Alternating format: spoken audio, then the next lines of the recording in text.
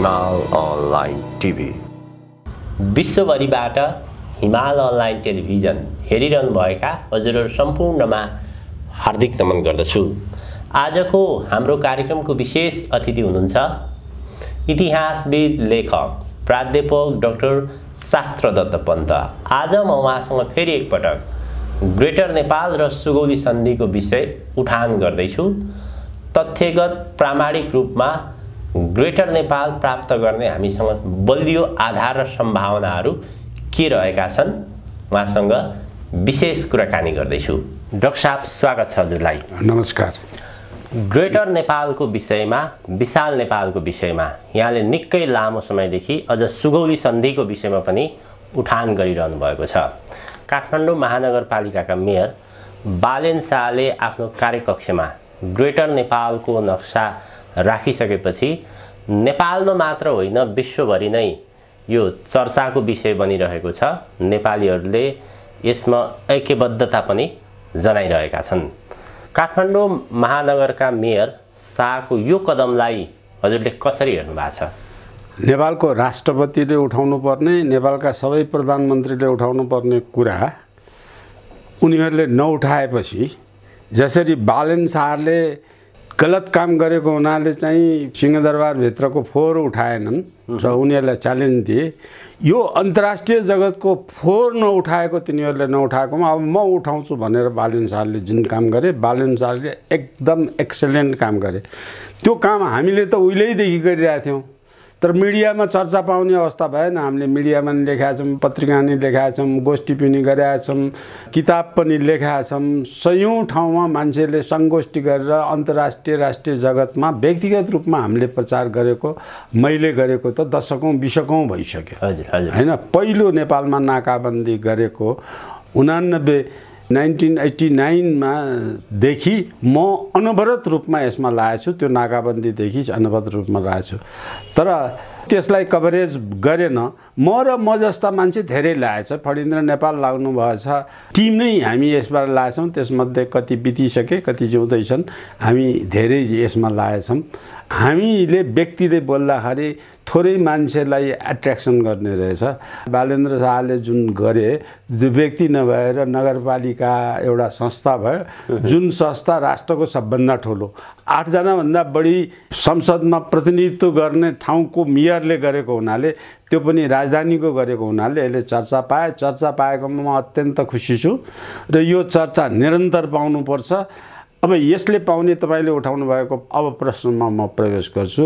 यसमा चाहिँ पाउनुपर्ने, बालेन शाहले राख्नुपर्ने काम मात्रै होइन, अब सिंहदरबारका सबै मन्त्रालय र नेपालमा नक्सा राख्नुपर्ने थलो र नेपालका राष्ट्रपतिदेखि लिएर सबैमा राख्नुपर्ने, यो नक्सा राख्नुपर्ने कारण छ। कारण के छ भने, इन्डियाले संसद भवनमा इन्डियाको कल्चरल म्याप भनेर इन्डियाले संसद भवनमा राखेको छ, जसको ऐतिहासिक प्रमाण शून्य छ, मनगढन्ते छ, कपोलकल्पित छ। एउटा चित्रकारले कल्पना गरेर बनाएको चित्र जस्तो छ। त्यसमा वैज्ञानिक आधार, कानुनी आधार, नैतिक आधार, डिप्लोमेटिक आधार केही पनि छैन। त्यो मनगढन्ते इन्डियाको औपनिवेशिक अङ्ग्रेजले बनाइदिएको मानसिकताको सोचको उपलब्धि मात्रै हो इन्डियाको। इन्डिया आजै पनि अङ्ग्रेज जस्तो सूर्य कहिल्यै नअस्ताउने मुलुक बनाउन चाहन्छ भन्ने एउटा चाहिँ मनभित्रको भावना निक्लेको, त्यसमा तथ्यरहित कुरा छ। जब बालेन शाहले नेपालमा राखेछन्, नेपालमा नक्सा घर घरै राख्नुपर्ने वैज्ञानिक कारण छ, द्विदेशीय त्रिदेशीय सन्धि सम्झौताका कारण छन्, कानुनी कारण छ, डिप्लोमेटिक हाम्रो कोडको आधारमा भएको आधार छ, संवैधानिक र राजनैतिक दृष्टिकोणले भएको आधार छ, इतिहासले मूल्याङ्कन गरेर प्रमाणित गरेका आधार छन्।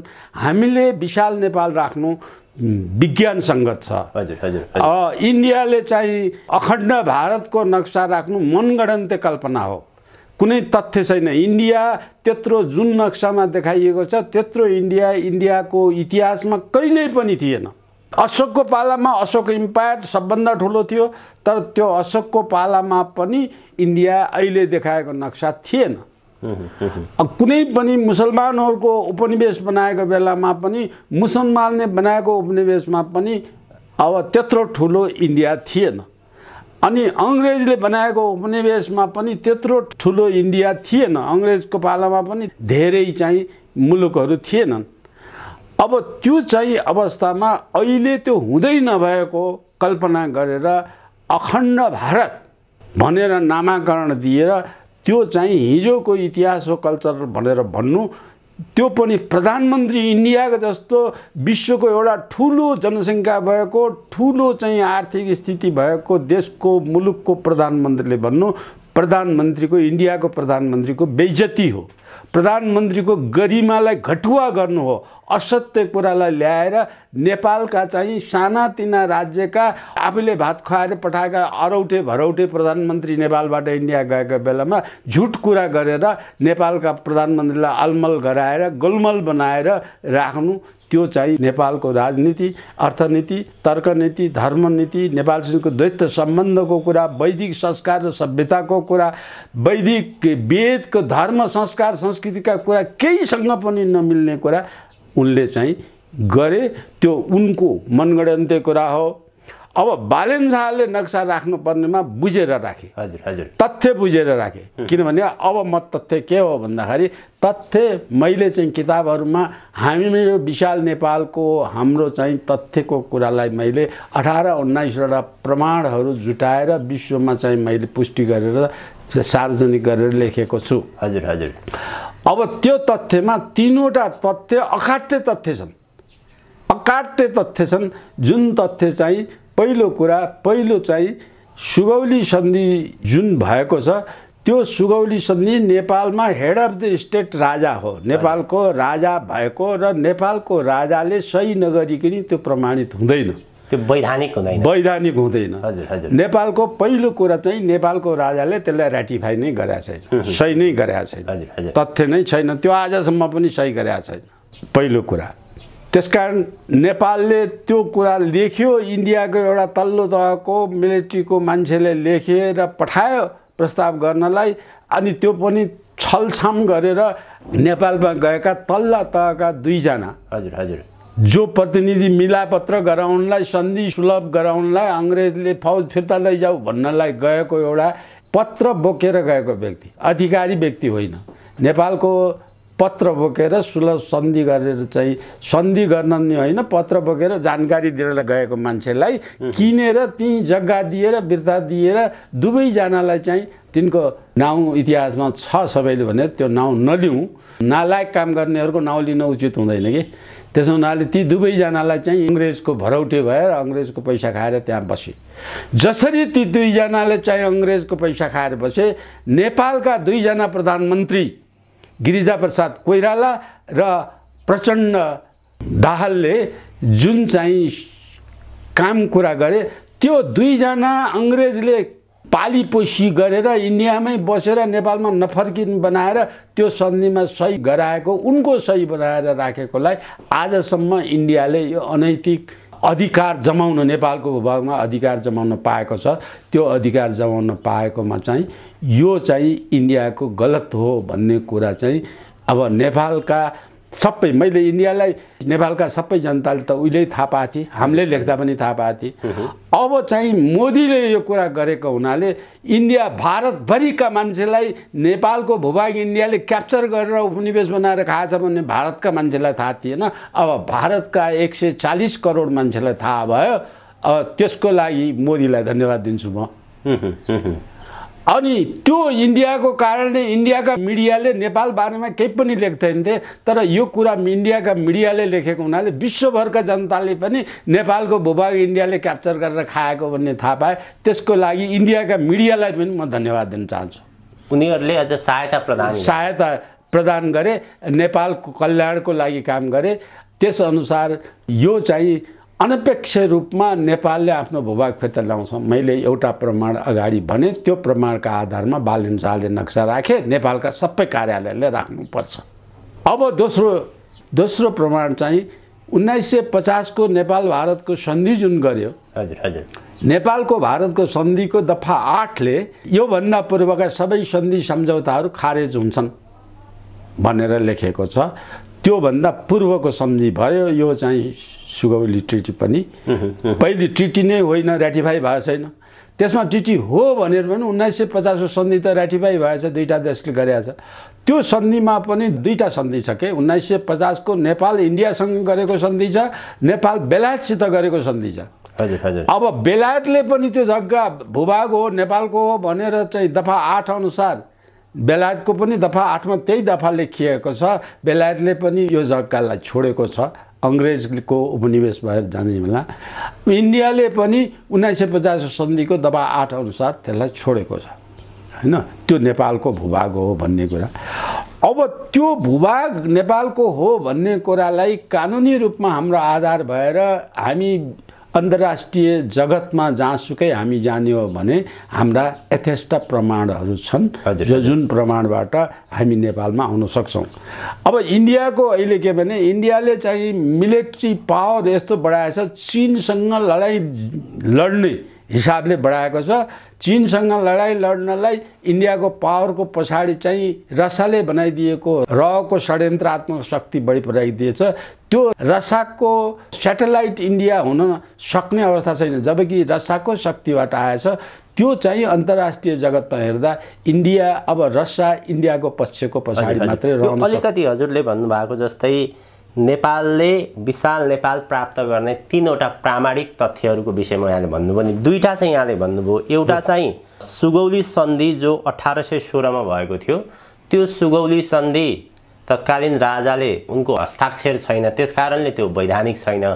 दोस्रो कुरो 1950 मा नेपाल र भारतबीच भएको मैत्रीपूर्ण सन्धिको धारा 8 मा त्यसभन्दा अगाडिका सबै सन्धिहरू खारेज हुन्छन्। त्यस अर्थमा त्यो सुगौली सन्धि नै भए तापनि त्यो खारेज हुन्छ। त्यो दुईटा प्रमाण भन्नुभयो। अर्को एउटा प्रमाण चाहिँ के तथ्य? अब यसको अरू धेरै प्रमाण छन्। त्यसको यसमा चाहिँ नेपालले गरेको त्यो सन्धिमा लेखिएको भाषा जुन छ, सन्धिको शब्दमा हङकङलाई चीनको हङकङलाई बेलायतले दिँदाखेरि जुन भाषा प्रयोग गरेको छ त्यो चाहिँ सुगौली सन्धिमा त्यही भाषा प्रयोग गरिएको छ। एक्ज्याक्टली त्यही भाषा प्रयोग गरेको छ। अब त्यो भाषा प्रयोग गरेको भाषालाई लिँदाखेरि त्यसको अन्तर्राष्ट्रिय जगतमा व्याख्या भए, चीन र बेलायतको बिचमा व्याख्या भएको आधारमा 100 वर्ष पुगेपछि फिर्ता गर्नुपर्छ। हङकङ चीनबाट अमेरिकाले लिने बेलामा त्यो जुन भाषा प्रयोग गरेको छ त्यो भाषा, त्यो जुन नेपालले ऱ्याटिफाई नगरेको सन्धि छ त्यो सन्धिमा पनि त्यो भाषा प्रयोग गरेको छ। त्यो भाषा हङकङलाई 100 वर्ष पुगेपछि फिर्ता बेलायतले फिर्ता गरे अनुसार बेलायतले नेपालको भूभाग त्यही भाषा अनुसार छ। त्यो भाषाको व्याख्या गर्यो भने व्याख्या हङकङको केसमा भइसकेको छ। त्यही केस अनुसार नेपालले फिर्ता पाउँछ।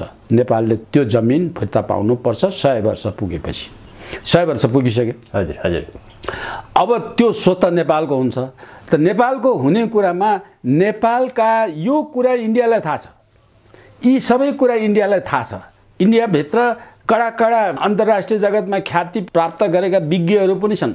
तिनीहरूले पनि यसलाई षड्यन्त्रात्मक रूपमा इन्डियाले षड्यन्त्रात्मक रूपमा काम गरेको छ। षड्यन्त्र एउटा के भने षड्यन्त्र महाकाली सन्धिका कुरा उठाएर नेपाल त्यही अल्झाउने, यो विशाल नेपालको कुरा उठाउनै नपाउने बनाउने, कालापानीको चुच्चे नक्साका कुरा उठाएर नेपाललाई त्यही अल्झाउने, यतातिर चाहिँ अल्झाउनै नपाउने र यस्तो अल्झाउँदा अल्झाउँदै एकातिर यो षड्यन्त्र गरेर नेपाललाई अल्झाएर उता ठुलो यो बाहेकको नेपालको भूभागको दाबी गर्नबाट एउटा चाहिँ मानसिक रूपमा नेपाली शासकहरूलाई कमजोर बनाउने, नेपालका सत्ताधारीलाई कमजोर। पछिल्लो केही वर्ष उठेको विषय कालापानी लिपुलेख लिम्पियाधुरा, यो चाहिँ नेपाललाई अल्मल्याउनको निमित्त सानो जमिनमा खुम्च्याउनको निमित्त नेपालले त्यो माग गर्नै छोडोस्। हजुर हजुर। किनभने नेपालका विज्ञहरूले लेखेको आर्टिकलहरू मैले पढाएको छु। बेटियाहरूले मैले जब विशाल नेपालको कुरा चाहिँ उठाउँदै गए, गोष्ठी सङ्गोष्ठी गरे, मन्त्री भएका ठुल्ठुला मान्छेले मलाई के भने, डाक्टर साहब तपाईँले उठाएको कुरा बेठिक मैले भनेको छैन। ठुल्ठुला मान्छे नेपालको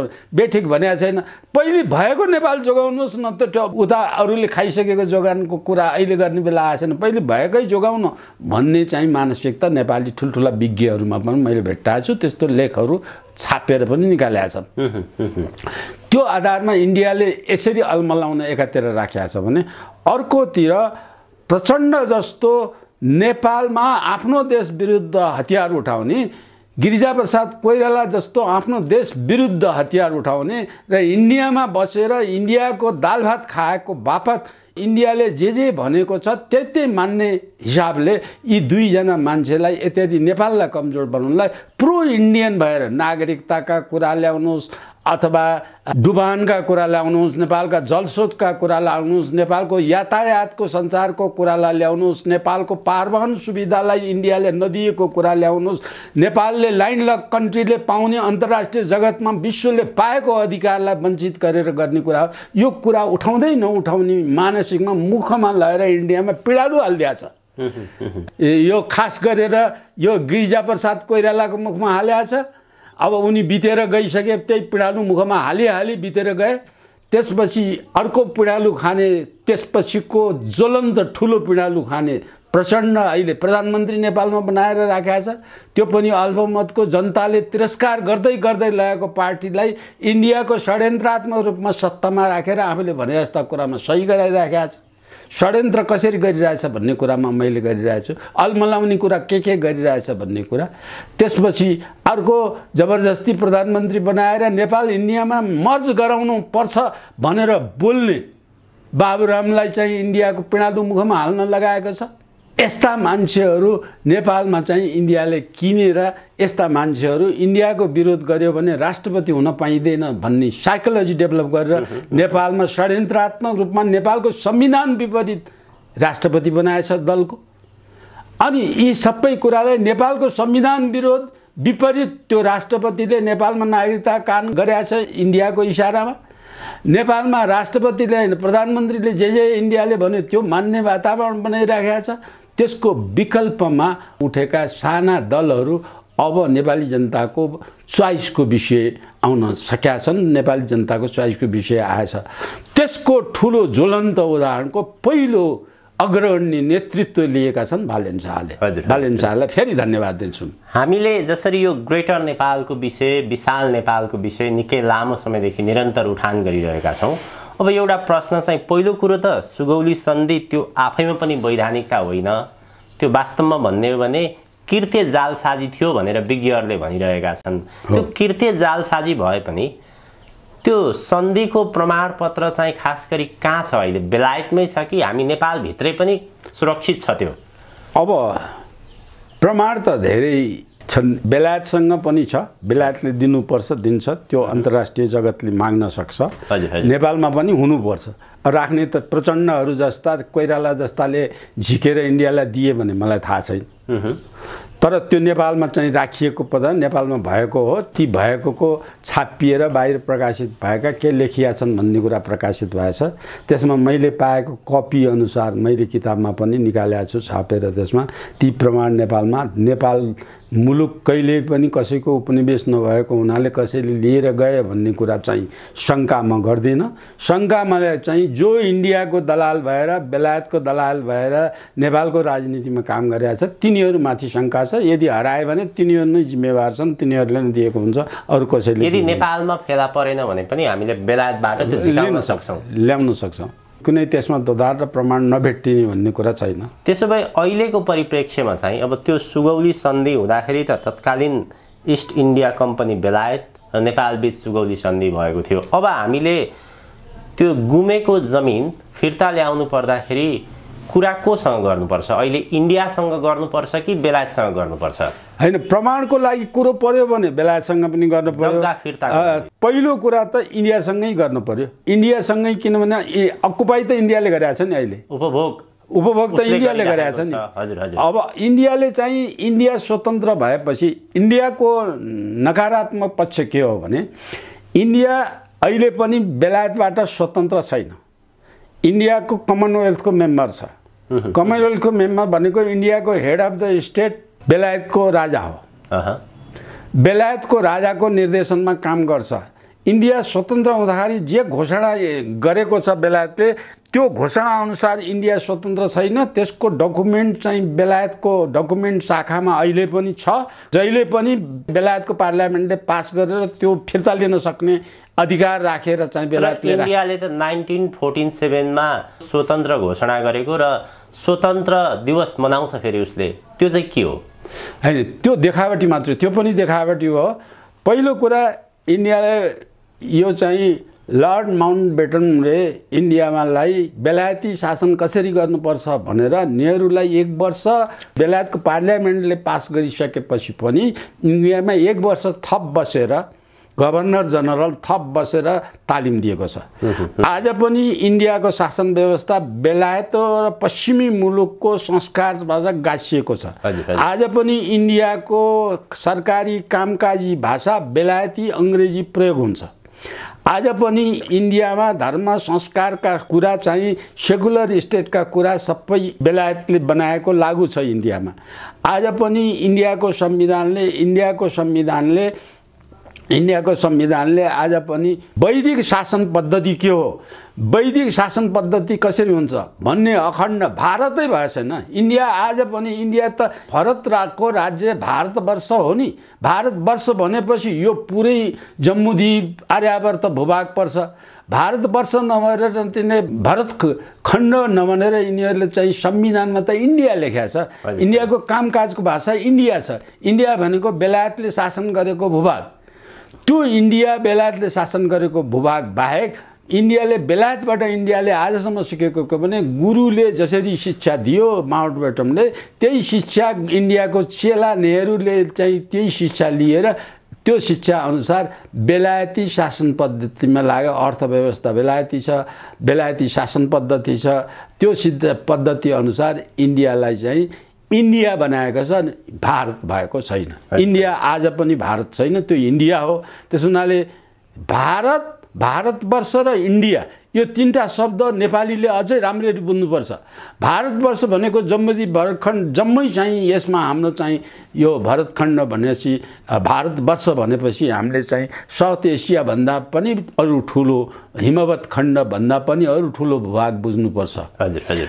अब त्यो भनेर त्यो दाबी इन्डियाले गर्न मिल्दैन। त्यो भित्र धेरै देश बस्छन्। अर्को चाहिँ इन्डिया अङ्ग्रेजले छोडेको इन्डिया भन्दा बाँकी इन्डियाले उपनिवेश बनाएको हो। त्यो उपनिवेश बनाएकोमा 7वटा राज्य आसामका जुन चाहिँ क्रिस्चियन प्रधान बनेका छन्, जो नेपालीहरू पनि त्यहाँ थुप्रै छन्, ती भारतले अधीनस्थ गरेको, भारत स्वतन्त्र भएपछि उपनिवेश बसेको त्यहाँको राज्य छ। हैदराबाद पछि बनाएको। अब यसरी पछि बनाएको दुआ, जमन, ड्युक यिनीहरू सबै पछि उपनिवेश बनाउँदै लिएर गए। उपनिवेश बनाउँदै लिएर जाँदाखेरि चाहिँ जम्मू काश्मीर पनि त्यसमध्ये एउटा हो, जो उपनिवेश हालै अहिले वर्तमान प्रधानमन्त्रीले बनाए। जुनमा त्यही देशको प्रधानमन्त्री जवाहरलाल नेहरूले युएनओमा गएर हस्ताक्षर गरेको छ। युएनओमा गएर हस्ताक्षर गरेर भनेको छ म प्लेबिसाइट गराउँछु अथवा जनमत सङ्ग्रह गराउँछु। जनमत सङ्ग्रहमा इन्डिया र पाकिस्तान बाहेकका अरू देशका मुलुक कर्मचारी ल्याएर जनमत सङ्ग्रह गराउँछु। त्यो जनमत सङ्ग्रहले जे निर्णय गर्छ त्यसलाई म मान्छु भनेर 4 पटकसम्म युएनओमा गएर उनले चाहिँ भनेको कुराको विपरीत अहिले आएर मोदीको पालामा आएर त्यसलाई चाहिँ अधिकरण गरेर ल्याए। हजुर हजुर। अब यही सरकारको पालामा चाहिँ अब हाम्रो भुटान सिक्किमलाई इन्डियामा एनेक्स गर्यो। भुटान एनेक्स गर्न सजिलै सक्ने वातावरणमा डिफेन्स इन्डियाले हातमा ल्याएछ।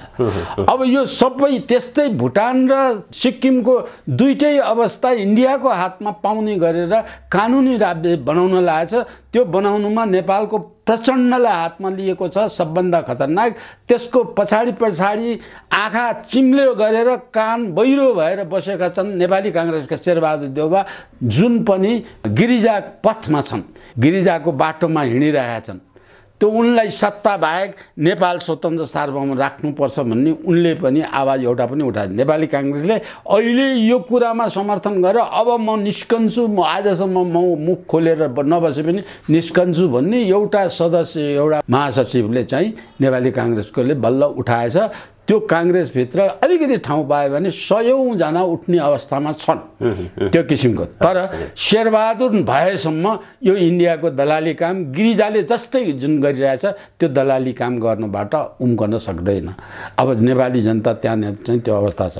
तेस्रो कुरा 1960 मा युएनओले निर्णय गरेछ संयुक्त राष्ट्रसङ्घमा जब चाहिँ लिग अफ नेसन्सबाट युएनओ भयो, युएनओ बनिसकेपछि युएनओले 1960मा एउटा निर्णय गरेको छ, जुन निर्णय के गरेछ भने बेलायतले उपनिवेश बनाएका जति देश छन्, सूर्यास्त कहिल्यै नहुने, ती उपनिवेश भएका सबै देश र उपनिवेश भएको भूभाग बेलायतले छोडेको छ, छोड्न मन्जुर गरेको छ। विश्वमा कोही पनि अब स्वतन्त्र नभएर रहन सक्दैन भने युएनओको 1960 को सन्धि छ, हजुर हजुर, घोषणापत्र छ। त्यो घोषणापत्र अनुसार पनि अब यो ग्रेटर नेपाल त अङ्ग्रेजको पाला युएनओको उपनिवेशमा चाहिँ आएको भूभाग हो, नेपालको खाएको अहिलेको जुन चाहिँ इन्डिया अधीनस्थ भूभाग छ, त्यो युएनओको निर्णय अनुसार पनि त्यो भूभाग नेपालको हुन्छ। त्यो युएनओले होइन मैले गरेको भन्दैन, अहिले युएनओ नेपालको पक्षमा उभिनुपर्छ। हजुर हजुर, त्यो युएनओको चाहिँ नि घोषणा अनुसार पनि स्वतः त्यो जमिन नेपालको प्राप्त हुन्छ, नेपालको हुन्छ। हजुर हजुर। अब यहाँ त कुरा के भयो भने नेपालमा सत्तामा लैजाने इन्डियाले जे भन्छ त्यही भनेको मान्नुपर्ने। इन्डियाको षड्यन्त्र रको जन्जाल र षड्यन्त्र कति बलियो छ भन्दाखेरि चाहिँ अब 200-300 सांसद भएको देशमा पहिलो, दोस्रो, तेस्रो, चौथो छोडेर चौथो, पाँचौँ चाहिँ अवस्थाको इन्डियाको दाल भात खाएर इन्डियाले तालिम दिएर प्रो इन्डियन बनाएको प्रचण्डलाई प्रधानमन्त्री बनाउनलाई षड्यन्त्र, इन्डियन एम्बेसीले गरेको षड्यन्त्र, रले गरेको षड्यन्त्र अनुसार यसलाई प्रधानमन्त्री हुनुपर्ने। 32 सिटको तेस्रो दल, अब त तेस्रो पनि छैन। अब यथार्थमा जाने हो भने अब यो अरू साना फुटेर हो, जो राष्ट्रवादी सक्रियताको आधारमा तिनीहरू एकरूप विचार एक भएकालाई एक ठाउँमा गर्ने हो भने यो चौथो, पाँचौँ हुन्छ। अघिल्लो प्रश्नको उत्तर अलिकति आएन जस्तो लाग्यो मलाई। जस्तै अहिलेको इन्डियाको पोजिसन हेर्ने हो भने चाहिँ इन्डिया स्वतन्त्र छैन, बेलायतकै नियन्त्रणमा रहेको छ। त्यसो हुँदाखेरि अब हामीले त्यो गुमेको जमिन फिर्ता ल्याउने हो भने त बेलायतसँग कुराकानी गर्नुपर्ने रहेछ। हो, त्यो होइन, बेलायतसँग पनि गर्नु पर्यो, बेलायतसँग गर्नु पर्यो, युएनओसँग पनि गर्नु पर्यो, युएनओसँग आएछ। अब यहाँ नेपालका त कति बेवकुफ छन् भन्ने म एउटा घटना तपाईँलाई सुनाउँछु। हजुर हजुर। नेपाल यी सबै मैले अहिले भनेका कुराको कारणमा नेपाल ग्रेटर नेपालको अवस्थालाई त्यो नेपाल हो इतिहासले प्रमाणित गरेका छ, यो सबै भएछ भने नरहरिनाथले यी सबै नरहरिनाथ त अन्तर्राष्ट्रिय जगतको इतिहासको नेपालका सबभन्दा ठुला ज्ञाता हुन्, राज संस्थाले पनि विश्वास गरेको विज्ञ मान्छे।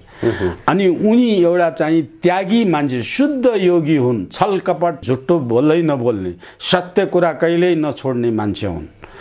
उनले चाहिँ नेपालका यी विषयमा धेरै ग्रन्थ लेखेका छन्, ती ग्रन्थ प्रकाशित छन्, तिनमा यी तथ्यहरू तिनमा आएका छन्।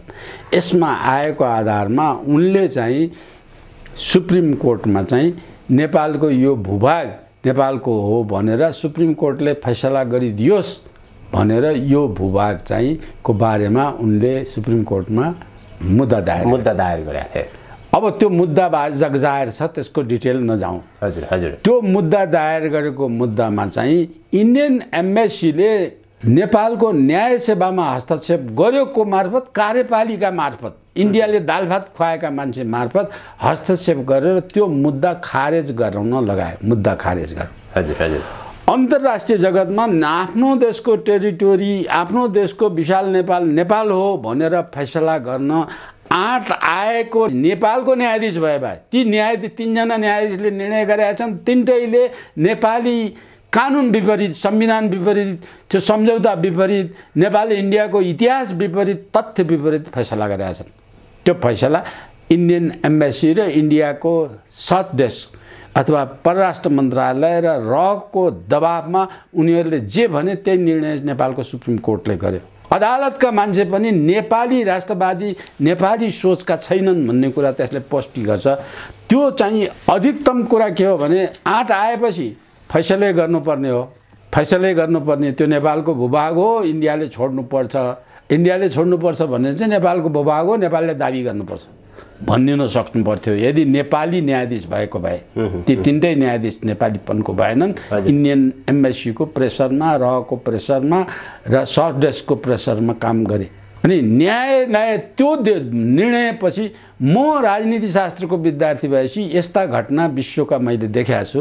यस्ता घटनामा न्यायाधीशले 8 नआएको अवस्थामा के गरेका छन् अरू देशमा विश्वका न्यायाधीशले के गरेका छन् भने यस्तो मुद्दा यो सार्वजनिक बहसको विषय भएको हुनाले मुल्तवी राख्ने भन्ने निर्णय छ। विश्वभरिमा यस्ता विषयका जति मुद्दा परेका छन् त्यो मुद्दामा चाहिँ 8 नआएका न्यायाधीशले सार्वजनिक बहसको विषय भएको हुनाले मुल्तवी राख्ने भने, अथवा जनताले यो विषयमा विरोध गरिराख्न पाउँछन्, जनताले यो विषय उठाइराख्न सक्छन्, त्यो जनताको विषय हो, नेपाली जनताको विषय हो, नेपाली जनताको प्रतिनिधित्व गर्ने संसदको विषय हो, नेपाली जनताको कार्यपालिका प्रयोग गर्ने प्रधानमन्त्रीको विषय हो, राजाको विषय हो, राष्ट्रपतिको विषय हो, यो किसिमको विषय हो भन्ने अर्थ लाग्छ त्यस्तो परिभाषाले। अथवा बहस जनताले गर, यो कानुनले ठ्याक्कै फिर्ता गर भनेर आदेश अन्तर्राष्ट्रिय जगत भएको हुनाले आदेश दिन मिल्दैन। त्यसकारण यो सार्वजनिक बहसको विषय हुनाले सार्वजनिक मुल्तवी रहन्छ भनेर लेख्नुपर्ने ठाउँमा यो खारेज हुन्छ भन्ने शब्द लेखे। त्यो शब्द इन्डियाको जन्जालभित्र नेपालको न्यायालय पनि छ। न्यायालयमाथिमा पनि राष्ट्रियता संरक्षण अन्तिम संरक्षण त्यहाँबाट हुन्छ भन्ने हटाइयो। इन्डियाको जालझेलमा नेपाली जनताले कहिल्यै प्रश्न उठाएको नेपालको राजा वीरेन्द्रसँग इन्डियाले सतत शान्ति प्रस्ताव लिएर आएर नेपाल ल्याएदेखि दुईटा कुरामा इन्डियाको आत्मबल गिर्यो। जब नेपालले शान्ति क्षेत्र प्रस्ताव ल्यायो, शान्ति क्षेत्र प्रस्तावलाई विश्व एकलट्टी भएर नेपाल पक्षमा आयो। एउटा इन्डिया मात्रै एक्लै लप्सीको बिहा फुत्किए जस्तो फुत्किने अवस्थामा आएपछि इन्डियाले नेपालमा राज संस्था भएसम्म हामीले चाहेअनुसार गर्न सक्दैनौँ। त्यो औपनिवेशिक मानसिकतामा राजसत्ता चाहिँ यो राजसत्ताकै अन्त्य गर्नुपर्छ भन्ने भूमिकामा चाहिँ अर्को इन्डियाको एउटा खेल यथार्थ पनि खेलियो। भनेपछि इन्डियाको आजसम्मको नेपालप्रतिको हेर्ने दृष्टिकोण किन त्यस्तो भन्दाखेरि यदि नेपालमा साँच्चै बलियो स्वतन्त्र सरकार आयो भने विशाल नेपालको कुरा उठाउँछन्, ती कुराहरू उड्छ, त्यो जमिन फेरि नेपालको पक्षमा आउँछ। त्यसकारणले नेपाल चाहिँ सधैँ इन्डिया आश्रित भइराखोस्, कमजोर भइराखोस् यहाँको सरकार, उसले माइक्रो म्यानेजमेन्ट सधैँ गरिराखौँ भन्ने त्यो दृष्टिकोण पनि उसको रहेको पाइयो। अब यो तपाईँले उठाएको प्रश्नसँग म इन्डियालाई के भन्न चाहन्छु भने हजुर, इन्डियाले एउटा बालुनमा हावा भरिरहेछ। त्यो हावा यति धेरै भर्न लाग्यो कि अब बालुन फुट्छ। बालुन फुट्छ भनेको मतलब इन्डिया अब जम्मू काश्मीरको इन्डियन अकुपाइड भएको जम्मू काश्मीर र पाकिस्तानी अकुपाइड भएको जम्मू काश्मीर एकै ठाउँमा आएर एउटा स्वतन्त्र देशको आवाज त्यहाँ उठ्न सक्छ। फेरि हरिसिंह आऊ देश बचाऊ भन्ने अवस्था हुन सक्छ। इन्डियामा पन्जाब हरियाणा इन्डियापट्टि छ, त्यो पन्जाब हरियाणाको आधा भाग पाकिस्तानमा छ। अब चाहिँ पन्जाब स्टेट स्वतन्त्र हुनुपर्छ भनेर ती दुईटै देशका आवाज त्यहाँ उठ्न सक्छ। त्यो उठ्ने वातावरण बनाएको छ। त्यसलाई इन्डियाको क्यानाडाले त्यसलाई समर्थन गरिसकेका छ। क्यानाडाले समर्थन गरेको कारणले इन्डिया कमजोर भएछ र इन्डियाको क्यानाडासितको डिप्लोमेटिक सम्बन्ध पनि कमजोर भएको छ। त्यो उदाहरणको लागि भने यो चाहिँ इन्डियाले जबरजस्ती लागेका हामी स्वतन्त्र राज्य हौँ र राजा महेन्द्रले फोर्थ फिङ्गर थ्योरी अन्तर्गत जम्मू काश्मीर, नेपाल, सिक्किम, भुटान र आसाम यी 5वटा चाहिँ त्यसबेला आसाम भनेको अहिले आसामका 7वटा राज्य छ, आसाम भनेको एउटा हो। त्यो मिलाएर चाहिँ नेपालमा हिमालय किङडम बनाउने र त्यो हिमालय किङडम एउटा शक्तिशाली विश्वको शक्तिशाली राज संस्था बनाउने भनेर जुन योजना राजा महेन्द्रले उठाएका थिए र यी देशका राजा हरिसिंहदेखि यी सबैका चाहिँ यो हिमालय किङडम बनाएर एउटा चाहिँ युनाइटेड हिमालको शक्तिशाली मुलुक बनाउने जुन चाहिँ आँट गरेका थिए, त्यसले चाहिँ जलस्रोत विश्वको जलस्रोतले एसियालाई पाल्ने जलस्रोतको नेतृत्व पनि गर्थ्यो, जडीबुटीको नेतृत्व पनि गर्थ्यो, वैदिक सभ्यता र संस्कारको नेतृत्व पनि गर्थ्यो, वेद धर्म र सम्प्रदायका बीचको नेतृत्व पनि गर्थ्यो र संसारमा चाहिँ इसाई र मुसाई हिसाबले सम्प्रदायले धर्मको दावा गरेर आएका त्यो होइन है बाबु, तिमीहरू सम्प्रदाय हो, म्यानमेड हो, तिमीहरू वास्तविक धर्म होइन, धर्म प्रकृतिको नियमअनुसार आएको असली नेपाल हो, हिमालय किङडम हुनेछ भन्ने जुन वातावरणको दर्शन बनाउन खोजेका थिए महेन्द्रले, त्यो दर्शनको शक्तिशाली बनाउनलाई यसलाई चकनाचुर पार्ने पनि इन्डियाको यही शक्ति भयो। हजुर हजुर। जुन शक्तिको कारणले अहिले इन्डियामा पक्षपातपूर्ण शासन भएछ। अहिले केही प्रान्तमा देखिसकेको छ। पक्षपातपूर्ण के भने हिन्दू र अधिराज्य बनाउने भन्ने, हिन्दू अधिराज्य त इन्डियामा हुने होइन, राज संस्था त इन्डियाले फालिसक्यो। अब अधिराज्य भयो, बेलायतको राजालाई तिनीहरूले गुरु राजा मानेको छ। हिन्दू अधिराज्य बेलायत त हुन चाहँदैन, बेलायत त हिन्दू अधिराज्य हुन चाहँदैन। अमेरिका लगाएपछि क्रिस्चियन सोसाइटीका जति मुलुक छन् त्यो मुलुकले चाहिँ आफूलाई क्रिस्चियन मुलुक बनाउने, अमेरिकाले चाहिँ क्रिस्चियन होइन हामी सेकुलर हौँ भन्छ, बाइबल टाउकोमा हालेर शपथ ग्रहण गराउँछ। नेपालको प्रचण्ड केपी ओलीलाई चाहिँ नेपालमा गीता टाउकोमा हालेर श्रीमद् भागवत टाउकोमा हालेर शपथ गराउनु सट्टा सट्टा ईश्वरै मान्दैन मैले चाहिँ, त्यसकारण यो चाहिँदैन भनेर भन्न पनि तिनीहरूले सिकाउँछन्। अनि बेलायतमा चाहिँ नेपालमा बेलायती आएर सेकुलर स्टेट बनाऊ भनेर राजा वीरेन्द्रको पालामा, राजा महेन्द्रको पालामा 100पल्ट डेलिगेसन आए। अमेरिकाका सिनेटर आएर त्यो किसिमको गरे। त्यसमा चाहिँ राजा वीरेन्द्रले बार दिएको जवाफ के हो? राजा महेन्द्रले वीरेन्द्र दिएको, पहिले सेकुलर नेपाल बनाउनुभन्दा हामी विचार गरौँला, त्यो भन्दा पहिले सेकुलर बेलायत बनाएर आऊ न। बेलायतीलाई त्यो जब तिमीले आफ्नो देश सेकुलर नबनाउने अनि अरू देशमा सेकुलर बनाउन आउने, त्यो पनि धर्मको वेदको सूत्रको बाहिर गएर। यसरी नेपालमा राजा वीरेन्द्रको अगाडि इन्डिया पनि बोल्न नसक्ने भएको थियो, क्रिस्चियन सोसाइटी पश्चिमा पनि बोल्न नसक्ने अवस्थामा थियो। यो दुवै अवस्था भएको हुनाले उनको परिवारसहित हत्या गर्नुपर्ने अवस्थामा दरबार हत्याकाण्डमा जम्मै विदेशीको हात छ। कसरी गरे, कहाँ गरे, त्यो चाहिँ खोजको विषय हो। अब आउने पिँढीहरूले खोज्नुपर्ने विषय हो। प्रमाण भेटिन सक्थे, प्रमाण उनीहरूले नै प्रमाण नभेटिउन् भनेर प्रमाण लुकाउने काम फेरि उनीहरूले गरिरहेछन्। त्यसो हुनाले जब सो लङ एज नेपाल हिमवत खण्ड धर्मराष्ट्र, वैदिक धर्मराष्ट्रको, सनातन धर्मराष्ट्रको वैदिक राज्य कायम हुँदैन तबसम्म यो खोजको विषय विश्वमा शान्ति पनि आउँदैन। नेपाल यो नभए विश्व शान्ति पनि बनाउन सक्दैन। जुन शान्ति क्षेत्र प्रस्ताव यी विश्व शान्ति बनाउने आशयले ल्याएको थियो र अहिले पश्चिमा मुलुकले नेपालमा शेरबहादुर देउवा जस्तालाई असंलग्न तटस्थ नीतिबाट उम्काएर बाहिर ल्याए, अमेरिकाको पछि लग्गु बनाइदिए, नाटोको पक्षमा चाहिँ खडा गरिदिए। अब यो किसिम वैदिक संस्कार सभ्यता भाँच्न लगाए। अब यहाँ चाहिँ नेपालका भेहिकलमा चाहिँ अब अमेरिकाको कन्ट्रोल हुने गरेर भेहिकलका गाडी नम्बरहरू उनीहरूको कन्ट्रोलमा हुने बनाए। नेपालको ब्याङ्किङ फाइनेन्सियल सिस्टम अमेरिकाको कन्ट्रोलमा जाने बनाएछ। नेपालको उद्योग कल कारखानाहरूको अवस्था चाहिँ इन्डियाको पल्टोमा जाने चाहिँ वातावरण बनाइदिइसकेको छ। यतिसम्म कि अहिले आएर प्रचण्डले नेपालमा, म त डाइरेक्ट संलग्न भएको त्यसको प्रोजेक्ट म्यानेजर भएरै बसेको मान्छे, नेपालमा चाहिँ हेटौँडा टेक्सटाइललाई 35,000 मेट्रिक टन कपास नेपालले त्यसले कन्ज्युम गर्थ्यो, जुन कपासको 50% भन्दा कम चाहिँ नेपालमा खत्तम हुन्थ्यो। बाँकी अमेरिका नै एक्सपोर्ट गर्ने, विश्वभरि एक्सपोर्ट गर्ने कपडा उद्योग उत्पादन हुन्थ्यो। त्यो कपडालाई बम्बईको मिललाई समेत पुग्ने गरेर बुटवलमा कपासको धागो कारखाना खोलिएको थियो। त्यति सफल यी दुईटा संस्था थिए, कारखाना खोल्यो। त्यो कारखानालाई पुग्ने कपास चाहिँ इन्डियाको राजस्थान र चाहिँ इजिप्टबाट नेपालमा ल्याइन्थ्यो। त्यो नेपालको अर्थ कच्चा पदार्थ पनि नेपालको उत्पादन गर्नुपर्छ भन्ने राजा वीरेन्द्रको सिद्धान्त अनुसार त्यो कपासको प्रोजेक्ट इन्चार्ज म थिएँ। पहिले खजुरामा चाहिँ त्यो उत्पादन गरेको कपासको 10,000 हेक्टर जमिनमा कपास खेती सरकारी तवरमा र त्योभन्दा बढी चाहिँ 30,000 हेक्टर जमिनमा बाँके, बर्दिया र दाङ भ्यालीमा चाहिँ कपास खेती गरेर 35,000 मेट्रिक टन गरेर पुनर्वासले, नेपालको पुनर्वास सरकारले सुशासित राजा महेन्द्रले स्थापना गरेको त्यसको आयोजना प्रमुख म थिएँ। त्यहीमा बेलिङ मसिन मैले राखेको छु, बेलायतबाटै झिकाएर बेलिङ मसिन राखेको छु। त्यहाँ चाहिँ जिनिङ मसिन छ, त्यहाँ जिनिङ मसिन छ। 10,000 टनभन्दा बढी अटाउने गोदाम बनाइएका छन्। त्यहाँ कपास विकास बोर्ड बनाइदिएको छ। बोर्डको केन्द्र पनि खजुरामै, बाँकेमै बनाइदिएको छ। बोर्ड बैठक पनि त्यहीँ बस्थ्यो।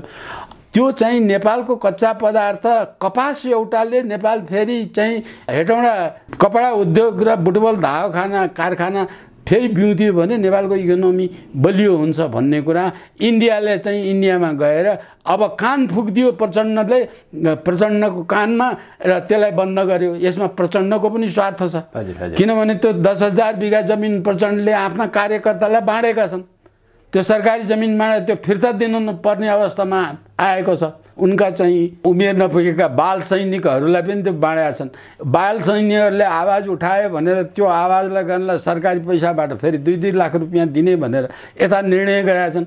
उता राष्ट्रको उन्नति चाहने होइनन् प्रचण्ड भन्ने कुरा आजको चाहिँ अन्नपूर्ण पोस्ट हेर्नुहोस्, आजको चाहिँ यी सबै कुराहरू चाहिँ हेर्नुहोस् कि नेपालमा चाहिँ त्यो मैले मेरो हातले गरेर मैले ट्रकका ट्रक मैले यतिसम्मकै त्यो जिनिङ गर्दाखेरि उत्पादन भएको कपासको बिया जुन छ त्यो बिया चाहिँ 10,000 टन बिया चाहिँ थुप्रिएर बाँकेमा चाहिँ चौरमा थुप्रिएर राख्न परेको अवस्थाले म आफै त्यो बिया कसले किन्छ भनेर लखनऊ कानपुर गएँ। कानपुरका कारखानाहरूले हामीले किन्छौँ भने मैले टेन्डर निकालेर कानपुरबाट ट्रक ल्याएर मैले 10औं लाखको जिनिङ त्यो बियाबाट जिनिङबाट उत्पादन गरेको बिया त्यसको तेल बनाउनु रहेछ। घसपेल निकालेर त्यसको चाहिँ डाल्डा तेल हुन्छ, त्यो तेल बनाउने कानपुरका मान्छेले आएर बोकेर नेपालमा मैले बेचेको छु, राजस्व आम्दानी गरेको छु। त्यो सबै ल्याएर कानपुरमा खेर गएर फालिएको भनेको पनि सदुपयोग गरेको छु मैले। त्यस्तो किसिमको मैले आफै गरेको काम कुरा भन्छु। अनि हेटौँडालाई चाहिँ कपास बिलिङ गरेर कपास हेटौँडा बुटवललाई पठाइसकेको छ। त्यसमा 60,000 नेपालीले रोजगार पाएको थिए त्यस बेला। अहिले त्यो बढेर चाहिँ 1 लाख नेपालीले रोजगार 1 लाख परिवारले पूर्ण रोजगार पाउँथे। जुन नेपालको उत्पादनले नेपालको चाहिँ कपडा शुद्ध अहिले यो सिन्थेटिक फाइबरका बनाउनु सट्टा शुद्ध कपासको कपडा बन्थ्यो, जुनको अन्तर्राष्ट्रिय मोल पनि बढी हुन्छ। नेपालभित्र नेपालले त्यो लगाउने मान्छे स्वस्थकर हुन्छ। यो चाहिँ सिन्थेटिक फाइबर भन्दा यो स्वस्थकर हुन्छ। त्यो नेपालमा आत्मनिर्भर हुने राजा वीरेन्द्रको बेसिक निड बाई 2000 भन्ने नीति अनुसार कपडामा आत्मनिर्भर हुने यो भूमिकालाई भत्काउनलाई लाए। अहिले मोदीले भने भन्दैमा देशले यो भत्काइदिन फेरि बनाउन लागेको, यो भत्किया छैन भनेर आएर कपास विकास बोर्ड खारेज गरिदिए।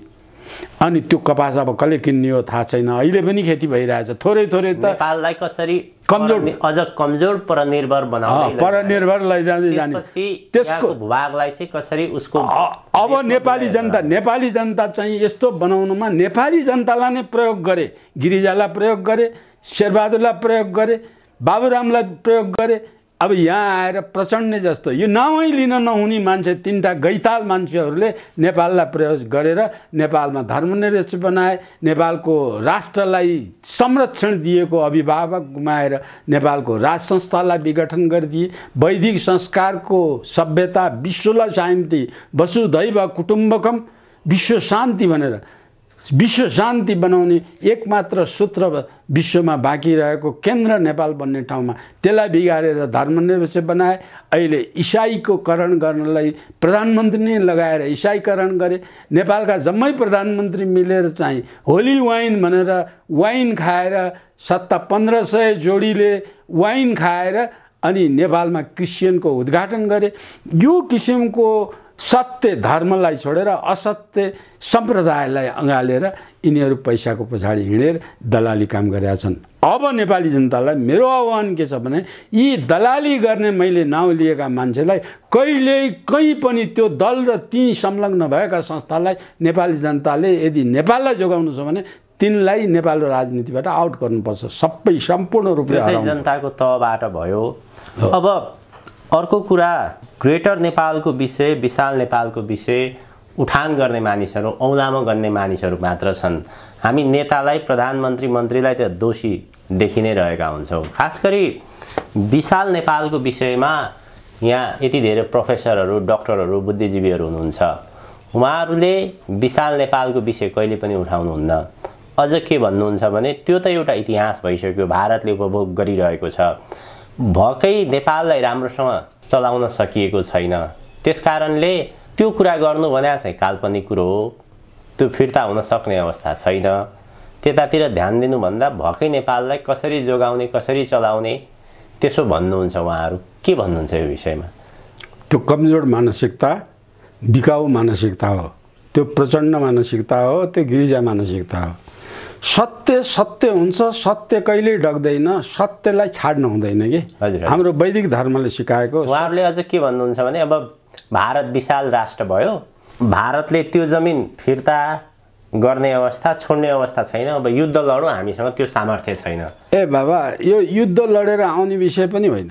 युद्धकै कुरा गर्छन् भने नेपालको इतिहास पल्टाएर हेरौँ ती विद्वानहरू भन्नेहरूले।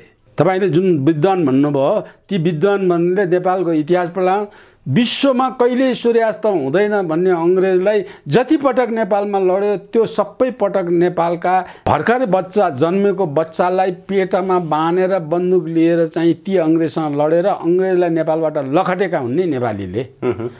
त्यो पृथ्वीनारायणको इतिहास पढ्नु पर्यो। विश्वबाट यदि नेपालले चाहिँ एकीकरण गरेर शक्ति सञ्चय नगर्ने हो भने नेपालले एकीकरण, नेपालमा कतिवटा 2200-2400 राज्य थिए, अरू सबै अहिले कुमाऊ गढवालमा परेका समेत सबै राज्य, आसामतिर परेका, दार्जिलिङतिर परेका, सिक्किमसम्म परेका सबै कुरालाई हेऱ्यो भने हाम्रा लगभग 100वटा राज्य थिए।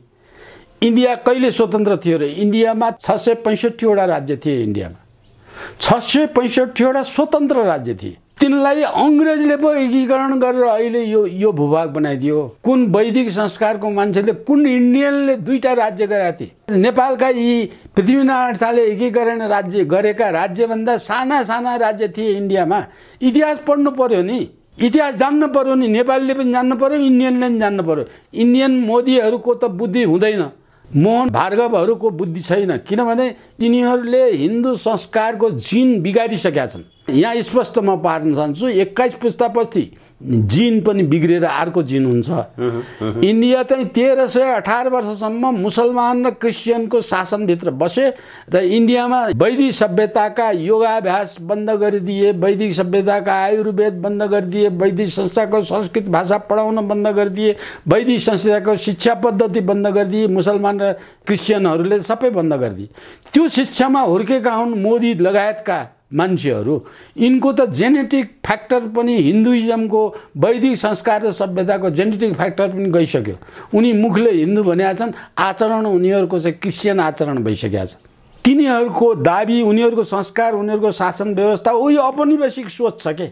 उपनिवेशबाट आफैले कति दुःख पाएको थिए भन्ने कुरा, त्यो कुरा बुझेर उपनिवेश गर्न हुँदैन भन्ने विरुद्धमा जानुपर्ने ठाउँमा यिनै उपनिवेशको कुरा गरेर उपनिवेश नै मच्चाएर उपनिवेशवादै इन्डियामा बनाएर इन्डिया फेरि कहिल्यै सूर्यास्त नहुने मुलुक बनाउँछु भन्नेतिर लाग्ने ख्वाब जुन छ नि, त्यो ख्वाबले नै नेपालको स्वतन्त्र सार्वभौमिकता, हिमवत खण्डको एकीकरण गर्नलाई जागरण गर्छ। हजुर डाक्टर साहब, अन्त्यमा अहिलेको परिप्रेक्ष्यमा जसरी विशाल नेपालको कुरा उठिरहँदाखेरि आम नेपाली नागरिकहरू यसलाई बडो चासो दिएर हेरिरहेका छन् र वास्तवमा नेपालको इतिहास के रहेछ, नेपालको गौरवमय गाथा के रहेछ, त्यो गौरवमय गाथा फर्काउनु पर्छ भनेर विशेष गरी हामीले सामाजिक सञ्जाललाई आधार मान्ने हो भने चाहिँ उहाँहरूको प्रतिक्रिया त्यस्तो आइरहेको छ। अब अहिलेको परिप्रेक्ष्यमा साँच्चै विशाल नेपाल फिर्ता गर्ने हो भने कसरी अगाडि बढ्नुपर्छ? मैले इन्डियाका 15 थरीका जालझेल मैले बताएँ नि। हजुर। अब त्यो प्रत्येक जालझेलबाट नेपाललाई उम्काउनु पर्यो र नेपालले पनि धर्मयुद्ध गर्नु पर्यो। धर्म यो all of a sudden Nepal फिर्ता हुन्छ कि त्यो विशाल नेपाल छ। इन्डियामा जब पन्जाब छुट्टिन थाल्छ, जब जम्मू काश्मीर छुट्टिन थाल्छ, जब आसाम छुट्टिन थाल्छ र साउथ इन्डिया छुट्टिन थाल्छ, यी त 4-5वटा यस किसिमको कुरा चाहिँ बिखका गेडा इन्डियाले रोपिरहेको छ। त्यो बिखका गेडा उम्रिन्छ, नभए उम्रियो भने त्यसबेला नेपालको मद्दत, जसरी अङ्ग्रेजले इन्डियालाई कन्ट्रोल गर्न 1857 को गदलमा चाहिँ नेपाललाई बोलायो, त्यसबेला नेपालको बल, नेपालको खुबी, नेपालको नैतिकता, वैदिक धर्मको खाँचो, धर्म संस्कृति, शान सौकातको कुरा चाहिँ त्यो चाहिँ नेपालको शान सौकातको कुरा इन्डियालाई याद आउँछ, मद्दत माग्नुपर्ने बेला आउँछ। त्यसबेला चाहिँ प्रभु मैले चाहिँ नयाँ नेपाल मात्रै होइन कि अब इन्डियाको अकुपाई गरेका सबै हामीलाई फिर्ता गर्नुपर्छ भन्ने अवस्था आउँछ। त्यो अवस्था आएको बेलामा नेपालले त्यो भूभाग फिर्ता पाउने अल अफ ए सडन फिर्ता आउँछ। भोलि वातावरण त्यस्तो बन्दै जान्छ। खालि नेपालले के गर्नु पर्यो भने इन्डियाका दलाली शासन गर्ने नेपालका दलका या त दलीय व्यवस्था नै खारेज गर्नु पर्यो। दलमा त्यस्तो आउँछ भने होइन, दलमा मात्रै त्यस्तो नआउने रहेछ, स्वतन्त्रमा पनि हुने रहेछ। दलमा पनि त्यस्तो नेपाल चाहिँ वैदिक संस्कारको एउटा मात्रै राज्य, अब छिन्न राज्य, सत्य युगमा रहेको, त्रेता युगमा रहेको, द्वापर युगमा, कलियुगमा कहिल्यै कसैको अधीनस्थ नभएको स्वतन्त्र राज्य अब पनि सदाको लागि स्वतन्त्र राज्य भएर विश्वमा यसले चाहिँ शान्तिको कामना गर्छ। विश्व साम्राज्य बनाउँछ होइन, विश्वलाई युद्ध हुनबाट रोक्छ। वैदिक संस्कार विश्वमा फैलाउँछ। नेपालको उद्गम स्थल संस्कृत भाषाको, वेदको, रामायणको, महाभारतको, पुराणको सबैको उद्गम स्थल नेपाल हो। ऋषि महर्षिहरूले तपस्या गरेको भूभाग नेपाल हो। जम्मै ऋषि महर्षिहरू नेपालका हुन्। तिनको विचारलाई, शुद्ध शान्त विचारलाई चाहिँ अभ्युदय गराएर, तिनलाई बढाएर हाम्रो शिक्षा पद्धतिलाई तदनुरूप सुधार गरेर विश्वमा शान्ति चाहन्छ यदि कसैले भने विश्वले नेपाललाई मद्दत गर्नुपर्छ। नेपाल स्वतन्त्र सार्वभौम हुनुपर्छ। नेपालको जति भूभाग थियो त्यो भूभाग गङ्गाको मैदानसम्म नेपाल हुनुपर्छ।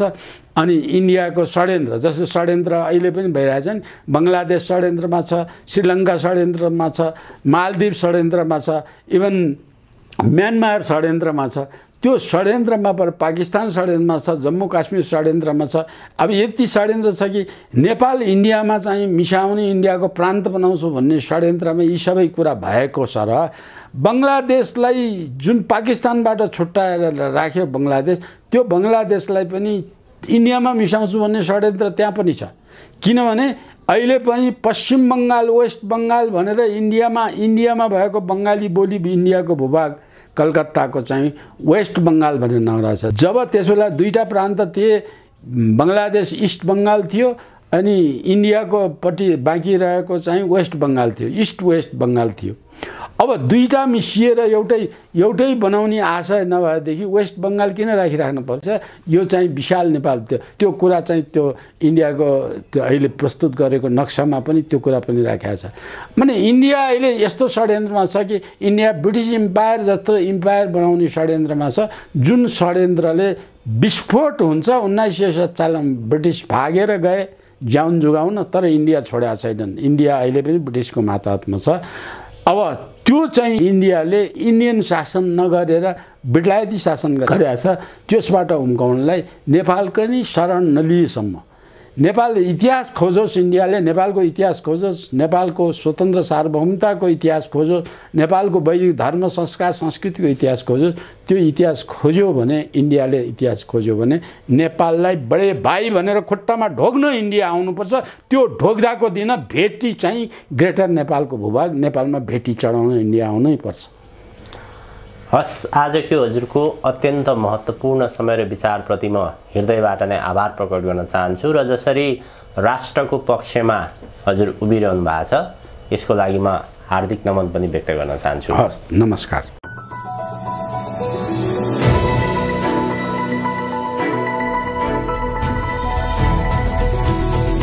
हिमाल अनलाइन टिभी।